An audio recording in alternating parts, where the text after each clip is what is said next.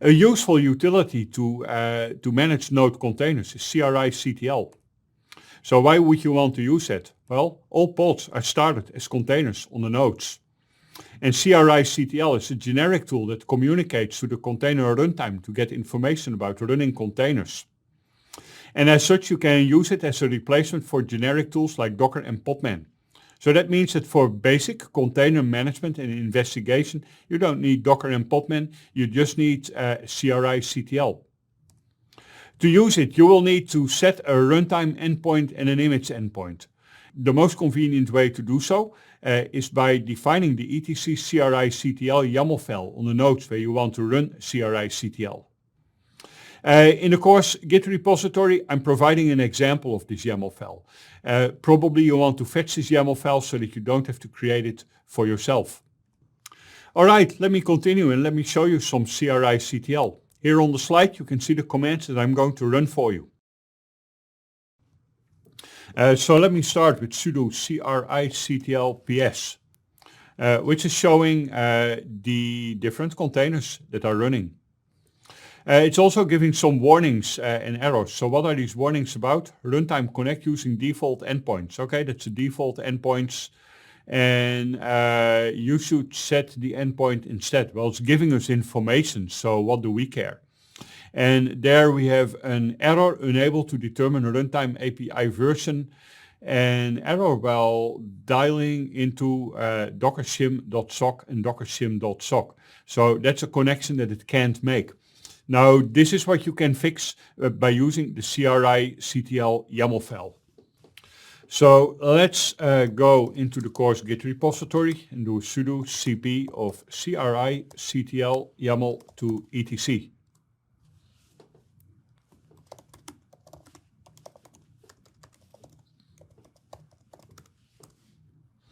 And there we can see the different endpoints that we need for CRI-CTL to work and not give any errors anymore. So back to sudo CRI-CTL ps. And now we can see the process information that CRI-CTL is giving us. On the top of this information, there's some debugging information. Just ignore the debugging information. It's about the containers that you can see here. And now CRI-CTL needs to run with root privileges. Now there's some more CRI-CTL commands that you can use, like sudo CRI-CTL pods, which is giving what? Which is giving information about pods that have been scheduled to run on these nodes.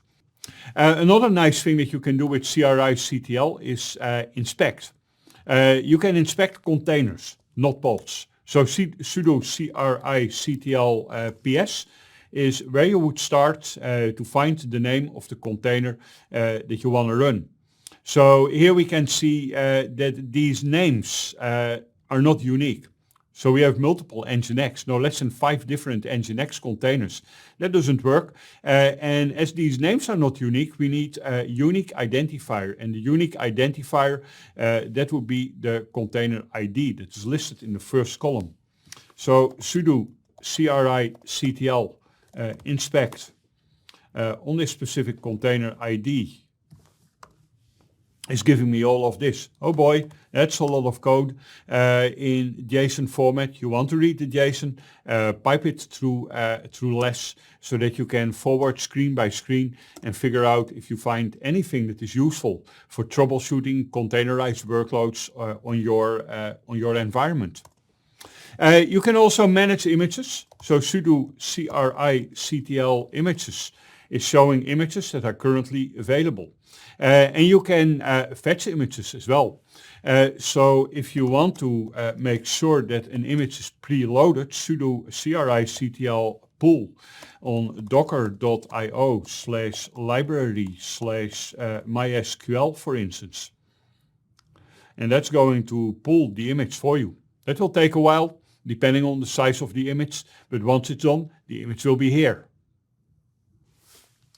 And there we go, the image has landed, so verify using CRI-CTL images, and as you can see, MySQL is right here at the moment.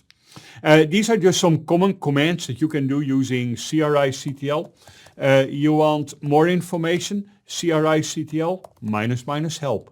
And you will recognize that it's like a stripped down version of the Docker command or the Podman command. Many commands are available that you will find in Docker and Podman as well, but not all. Because after all, this is just about container runtime and not all the other features that are typically offered by a container engine.